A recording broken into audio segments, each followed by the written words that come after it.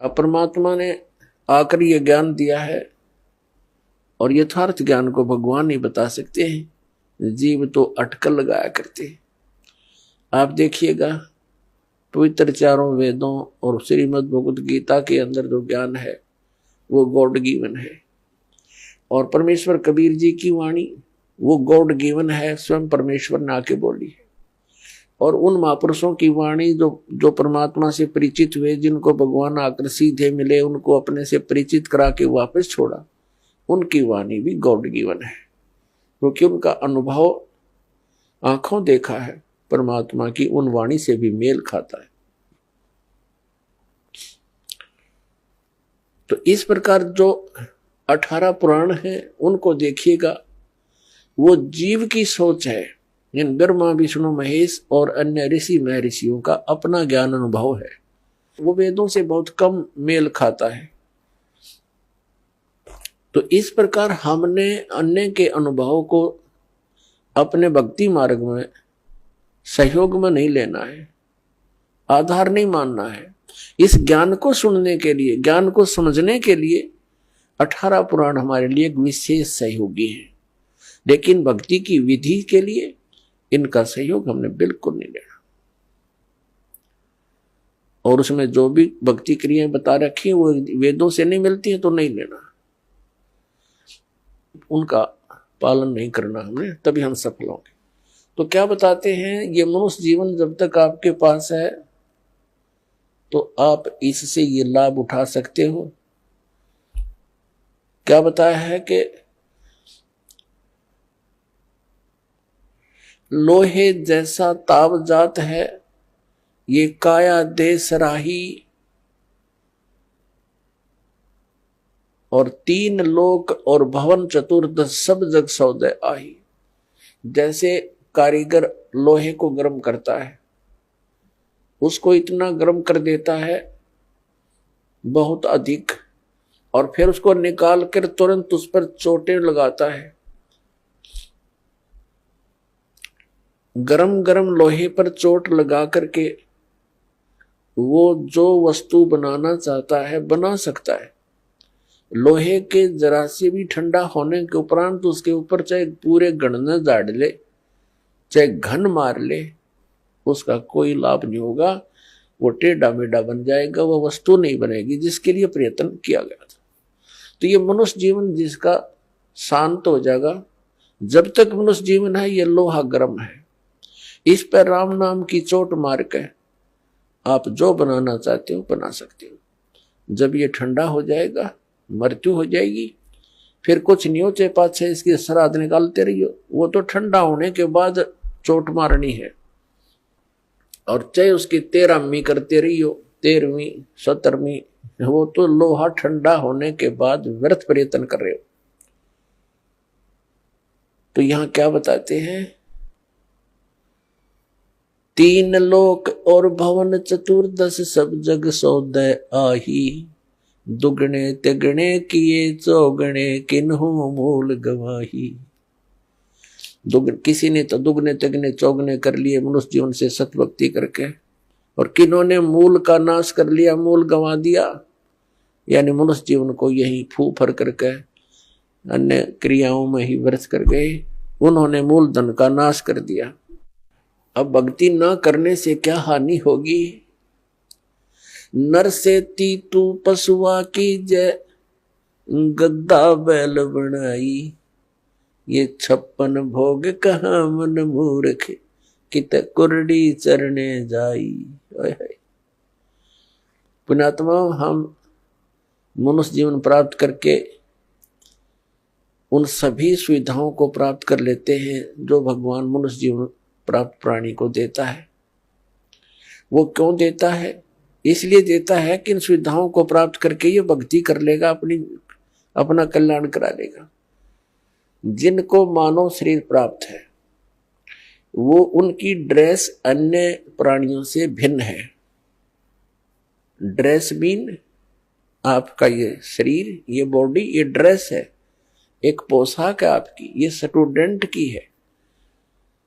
और जो स्टूडेंट, जो विद्यार्थी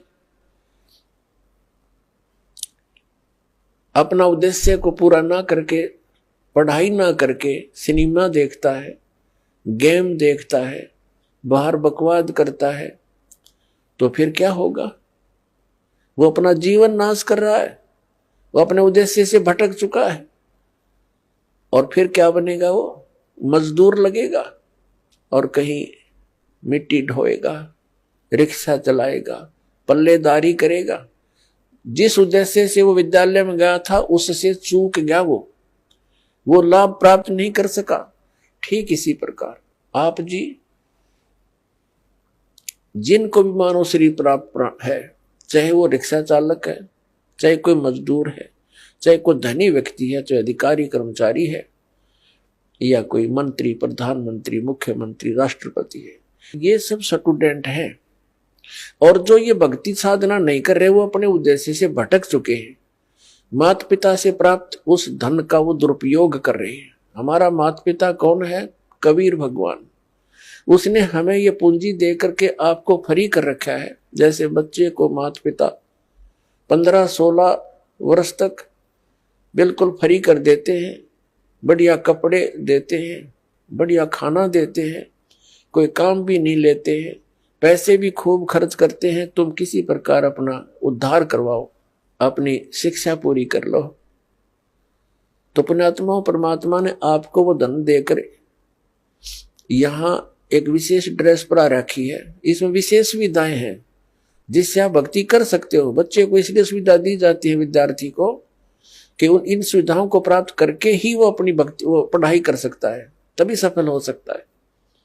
तो आप जी को परमात्मा ने ऐसी सुविधाएं दी है, खाने के लिए सुंदर अन्न, फल, आहार, काजू किस्म, सेब, संतरे, दूध, दही और सद्बुद्धि दे रखी। मकान झोपड़ी गालो, प्राकृतिक आपदाओं से बचने के लिए भूख लगे जब भोजन खा लो, प्यास लगे जब जल पी लो, सब उपलब्ध है। उसके साधन बता दिए, जल ऐसे मिलता है। और फिर करना क्या था? बस बच्चे पैदा करो, इनको ब्याहो, इनको बस पाल पोस दो, फिर मर जाओ। क्या यही काम था इसका? ये तो पशु पक्षी भी कर रहे हैं। इसके साथ साथ एक अनिवार्य कार्य था जिसका हमें पता चलकर भी हम इस पर नहीं चल सके, क्योंकि संत साधु जन जितने हैं वो बताते हैं, समझाते भी हैं, लेकिन उनके वचन में शक्ति नहीं, उनके पास वो पावर नहीं, उनके पास वो भक्ति मंत्र नहीं जिसे प्राप्त करके प्राणी फिर आगे इस मार्ग को आगे चल सके। जिस कारण से अब मानो नास्तिकता की ओर बढ़ रहा है। तो मनुष्य जीवन आपको प्राप्त हुआ, इसकी उपलब्धि ना करने से, भक्ति ना करने से फिर क्या होगा?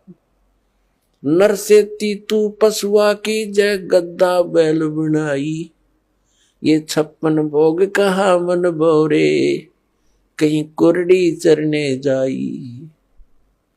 पुण्यात्मा, जब तक हम सत्संग नहीं सुनते तब तक हमारे ऊपर इस काल के माया व रूपी भांग का घना नशा होता है। कबीर साहब कहते हैं, कबीर ये माया अटपटी, सब गट आण अड़ी, और किस किस न समझाऊं या कुएं भांग पड़ी। जिस संसार में हम रह रहे हैं, यहाँ प्रत्येक व्यक्ति के एक ही विचार हैं और एक जैसे ही उसकी गाइडलाइन होती है अपने बच्चों को, कि भाई अपना बच्चे को शिक्षा के लिए भेजते हैं तो भी उद्देश्य यही बताते हैं कि तेरा रोजगार ठीक हो जाएगा। यानी जो भी ट्रेनिंग हमें मिलती है, रोजी रोटी और कपड़ा और कोठी, इनके बनाने की ही मिलती है। तो उस समाज में रह करके आप अपना उद्देश्य भूल चुके हो। सत्संग में आने से कुछ समय आपको भगवान देता है, निश्चिंत होकर सत्संग सुनते हो और बहन भाइयों से मिलते हो, उनसे भी आपको फिर धीरे धीरे ये ज्ञान सुनने को मिलता है, तो आपकी रुचि बन जाती है। तो परमात्मा क्या बताते हैं कि आप मनुष्य जीवन प्राप्त हो, आपको कितनी सुविधा प्राप्त है। जब भूख लगती है खाना खा लेते हो, प्यास लगती है पानी पी लेते हो, गर्मी सर्दी से बचने के लिए मकान बना लिए। ये वैसे मकानों की आवश्यकता हमने इतनी चाहिए थी कि आवश्यकता से अधिक ना बनाए इनको। ये हमारा भक्ति बाधक है।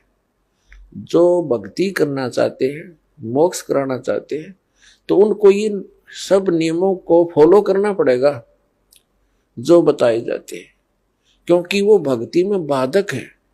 और जो भक्ति बाधक है आप उनको भी साथ लेकर चल रहे हो तो आप ऐसा कर रहे हो जैसे किसी पशु के गल में लठ बांध दिया करते था मोटा रस्से में गाल के।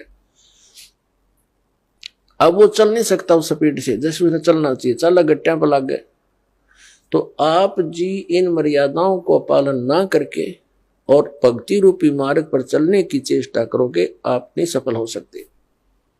तो इसलिए हमने ज्ञान के आधार से इन बुराइयों को, इन कुरीतियों को और सांसारिक परंपराओं को भी त्यागना पड़ेगा, तब हम इसमें सफल होंगे। फिर अपनी बड़ी स्पीड से चलेंगे।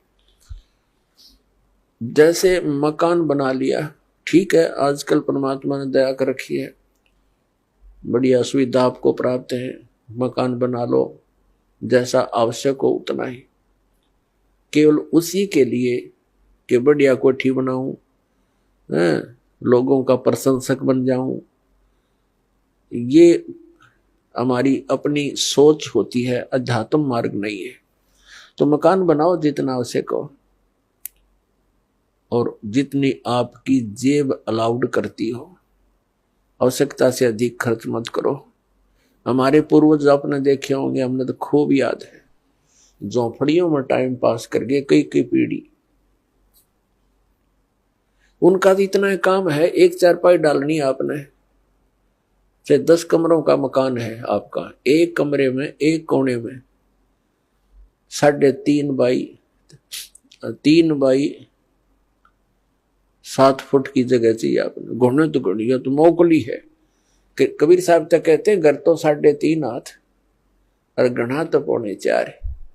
कहे कबीर अधिका गहे उसको नहीं विचार। ये मनुष्य की जो शरीर है 3.5 हाथ का होता है।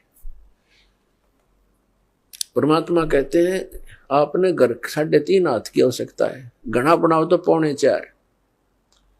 अरे से फालतू बनावा है तो मूर्खता है तेरी। फिर भी परमात्मा का कहने का तात्पर्य है कि आवश्यकता से अधिक कोई भी वस्तु आप संग्रह करते हो आपकी भक्ति का बाधक बनेगा, क्योंकि समय वेस्ट व्यर्थ जाएगा। कोठी बना ली, 1-2 लाख अपने पास से लगा लिए, 3 लाख कर्जा कर लिया। अब जब तो कर्जा ले लिया, ऋण ले लिया, पता नहीं चला 1 महीने के बाद मांगने वाला आने लग जाएंगे। चैन गई, रात न नींद आवा नहीं, और भक्ति का भी नाश। को ठीक है काम आई आपके। तो इस प्रकार हमने भक्ति मार्ग में जो बाधाएं हैं उनको त्यागना पड़ेगा। अब क्या बताते हैं, परमात्मा ने हमें कितनी सद्बुद्धि दे रखी है, और ये भक्ति ना करने से इन कोठी बंगले बनाने में और धन बढ़ाने में अपना जीवन व्यर्थ कर जाएंगे। तो फिर क्या होगा? नर से तू पशुआ कीजिए, नर से फिर तू पशु बनेगा। नर से तू पशुआ कीजिए, गद्दा बैल बनाई, अरे ये सुंदर भोजन का मन बोरे कि तो कुर्डी सर